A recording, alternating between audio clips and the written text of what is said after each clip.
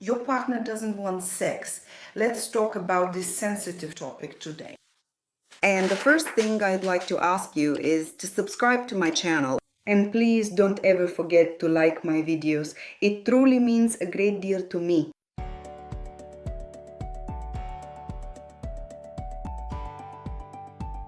So this is a sensitive topic about sexual desire and lack thereof. I think that many people who are in long-term relationships with their partner have encountered this problem either from their own side or from their partner's side. So let's look at a few reasons today why this might be happening. And at the end, for each of these reasons, I will tell you what to do to improve the sexual relationship in your couple. And the first thing I want to focus on is changes in appearance. It often happens that in long-term relationships, people stop paying attention to their appearance. At home, they wear clothes that aren't very nice, often with holes, untidy, maybe a robe and slippers, or some greasy, worn-out shorts and a torn t-shirt. Of course, none of this is arousing. A person's weight may also change because they don't treat their body well and don't eat properly. Of course, there are illnesses that can change a person's weight, but those are still illnesses, and it's about our attitude toward ourselves. Illnesses are a trait of character. That's why we are responsible for all our illnesses ourselves, and we should take care of our health and do everything to stay beautiful, always young and healthy. And that includes our diet, our nervous system, a lot of stress, and our resilience to stress. How well we can cope with tense situations, how well we can deal with our fears, which, for example, can cause a person to gain excess weight. But you have to work on all of this, make it all conscious, bring those tense negative experiences that affect your health and appearance out of the subconscious. We all know that a person who is constantly under chronic stress cannot look beautiful or attractive. But our attitude towards stress is shaped by our life, by our childhood traumas. That's why it's so important to work not only on your physical health, but also on your mental health. That's it. Well, you should look sexy and attractive if you want your partner to see you as a sexual woman, or if you're a man, this applies to men too, because, if it's a bottle of beer every day, a can of beer at night, of course, you'll end up with a belly. Is that sexy?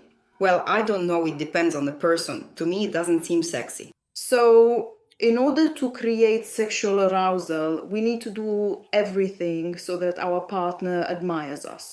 Of course, it's not just about physical traits. I'm not saying that a man should see you only as a sexual object.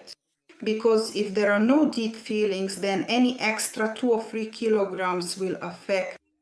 But if a person is truly interested in you, if they want to see you as beautiful, sexy, and want to have a full relationship with you, they will be curious about what happened, why, for example, your weight has increased. They will ask why, for example, you don't exercise or watch your diet. Such a person will help you, support you in this, and will be your partner and ally in leading a healthy lifestyle. Of course, if a person doesn't care about this, they won't ask, won't say anything, and will just go cheat. And that's also a kind of imbalance and infantilism in the relationship. But it's no secret that everyone wants their partner to look beautiful, sexy, and attractive. The second reason is behavior. We've already discussed the first one, which concerns appearance. And the second reason relates to our behavioral traits, our actions, our attitude toward our partner. If a woman behaves rudely, coldly, acts, let's say, like a commander, like a boss, this happens quite often. Or A man who is a pushover and takes on the role of a mama's boy, submits to the woman, serves her, never refuses her in any way, never says to her, okay, stop. These are my boundaries. He does everything the woman says. He offers her the role of mother, while he signs up to be this gentle, tender calf son. Such relationships are devoid of any eroticism. And if at the beginning of a romantic relationship all of this seemed so attractive that we didn't notice our partner's immaturity, later on in a long-term relationship it all unfolds. We take off our rose-colored glasses, our fantasies dissipate, and we see who is next to us. Either a harsh, hyper-controlling woman who acts as a hyper-maternal figure, or a soft, indecisive mama's boy who is basically immature and doesn't behave like, well, a normal, healthy person. Both of these are infantile positions. The hypermaternal position is infantile, and so is this son-like position. That's why, of course, sexuality will die, and there won't be any arousal in such a case. The third point on my list of reasons why a partner might not want sex is resentment. Resentment that results from criticism, humiliation, devaluation of the partner, and lack of respect for the partner. All of this kills eroticism in a couple. The first thing to disappear is kissing, and then quality physical contact fades away as well. And here there can even be a kind of sexual violence, because this is codependency, when a couple doesn't resolve conflicts but instead sweeps all resentments and feelings of guilt under the rug. Sooner or later, dust will start coming out from under the rug if you lift up even just a corner of it. As they say, skeletons in the closet will come tumbling out. So if you have any conflicts or resentments, you need to have a dialogue and resolve these conflicts and grievances. But at the end of the video, I'll explain in more detail what needs to be done. Moving on. There's also a reason called narcissistic devaluation, specifically narcissistic sexual devaluation. We know that narcissists, people with narcissistic personality disorder, very often devalue their partner's sexuality. They refuse sex, they seduce and then push away. If they can't devalue a person in any other way, they'll make them feel sexually unattractive. And here, no matter what you do, even if you put on stockings and high heels, nothing will work, because he's trying to use your sexuality to dispose of you. Let's move on. What else could be the reason why a partner doesn't want sex? And here we come to a strange phenomenon, hidden homosexuality. It can happen that a partner doesn't want a partner of the opposite sex because in reality he hasn't acknowledged his own homosexuality to himself. He's afraid. He doesn't want to accept it, because even now in our so-called civilized European society, many people still judge homosexuals. That's why it can happen that for society's sake, for the social environment, a person marries someone of the opposite sex, and then similar problems arise. So, well, I'll say here in the end what needs to be done. For all these reasons, we need to have some kind of solution, to find some remedy. The sixth reason is a low level of libido. In some scientific articles on sexuality, this is considered a biological parameter that, well, so to speak, is generally connected to a person's character, related to their biology. And in some books, I've seen this particular phenomenon described with specific terms like significantly low sexual desire or diminished libido. There are partners with a high level of sexual desire, and there are people with a low level. But at the beginning of a relationship, this is noticeable because we're in the infatuation stage, and the surge of hormones doesn't allow us, first of all, to realize our own level of sexual desire. And secondly, this hormone surge prevents us from critically seeing what's happening with our partner. That is, we're unable to assess our actual libido. It seems to us that it's very high. We fall into a merging, like a child with their mother in early childhood. And of course, as adults, we don't have time to evaluate how things will be for us in sex later on. So the desire to be on high often ignores certain things that can become very critical later on in long-term life. The seventh reason on my list is a high level of stress. What do we see in Ukraine right now? It's war, constant lack of sleep because of explosions outside the window. It could be the loss of a job. It could be the loss of a home. Losing loved ones can also affect the level of sexual desire. Another reason is a change in feelings.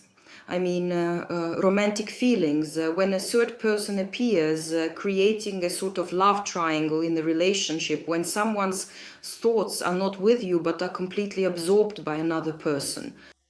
Of course, there may not be any actual cheating, but this kind of emotional betrayal is happening.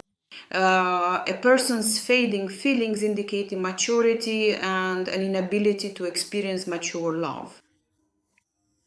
That is, when someone is in a relationship and becomes infatuated with another person without working through or preserving their current relationship, while still being with their first partner, they're already building some kind of new relationship behind their partner's back. All of this is about immaturity.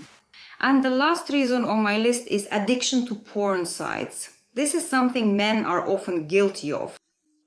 Constant masturbation reduces sensitivity and even forms a kind of, obsessive compulsive neurosis, what we call OCD. A person simply becomes addicted to masturbation and the stimulation of sexual arousal directly through porn, video porn, and pornographic content. And now, as I promised, I'll tell you what to do. First, regarding the first point, appearance, of course, this is obvious. You need to get your appearance completely in order to become attractive for your partner.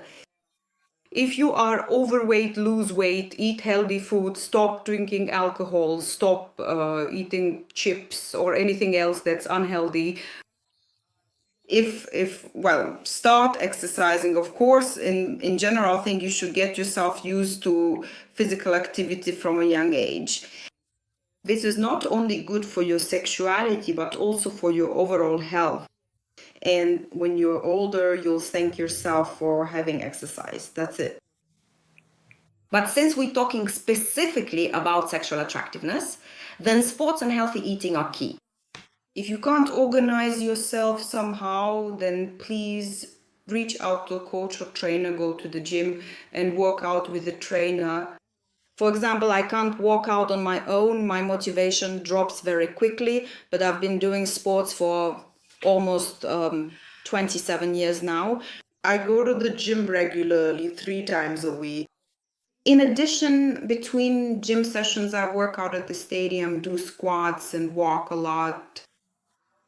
Well, all of this, of course, affects my appearance, and I can say this, you have an example here of how you can look at 57 and still be sexually attractive. So if I can do it, that means anyone can.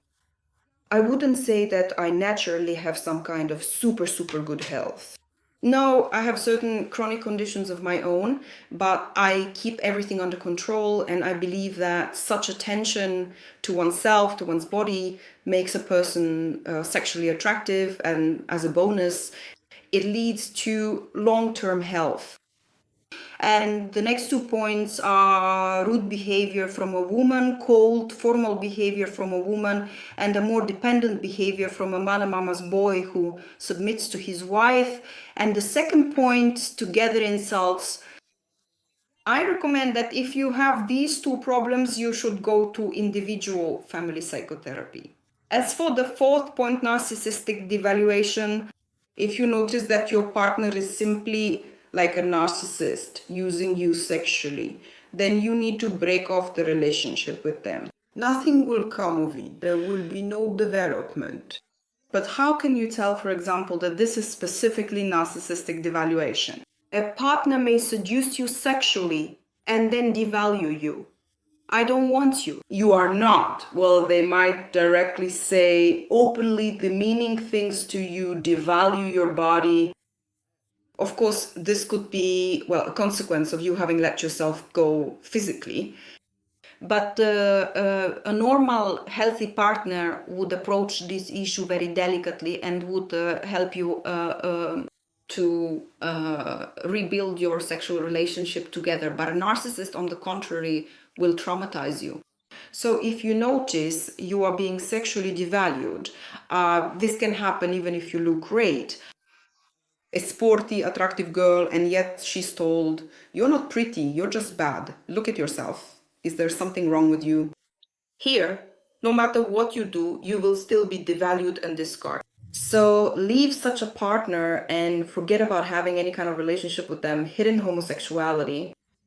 Of course, you can't have a quality sexual relationship in this situation, so the decision is up to you. If the person is kind, wonderful, good, and you have children, well, either you accept this fact and continue living together, limiting your sex life, or you separate from this partner. There's no moving forward from here. A low libido or low level of sexual desire in one of the partners. Here, before making a decision about breaking up, you should consult the sexologist. Do everything you can and then decide whether to stay with this partner or not. If something changes, if you see positive dynamics in your sexual relationship, then keep moving in that direction. Keep working on your relationship next. A high level of stress here, a person who is experiencing chronic or acute stress needs either individual psychotherapy, group psychotherapy, or even medication-based psychotherapy. I mean to say that you absolutely should not neglect the invaluable help of qualified psychiatrists who can effectively relieve you of this significant stress with appropriate medication. Next point. A change in feelings when one of the partners becomes infatuated with someone else outside the relationship. In this case, if the couple wants to continue their relationship after this crisis, they should seek out a family psychologist for couples counseling and undergo couples therapy. Or if one of the partners does not see this, does not see the value in further developing the relationship, then they should separate, no matter how bitter or painful it may be. And the last point is addiction to porn sites, masturbation here, addiction psychotherapy is needed. A person who is addicted to such things needs treatment similar to what alcoholics or drug addicts undergo. Unfortunately, that's the reality. If you have encountered such problems in your life, as you can see, many of these cases, I recommend psychotherapy, either individual or group therapy as a solution. Well, I'll say goodbye for now. Please subscribe to my channel if you haven't already, give this video a like, and also let me know in the comments if you have any sexual issues with your partner of any kind. Maybe it's you who desires your partner less, or maybe it's your partner who desires you less.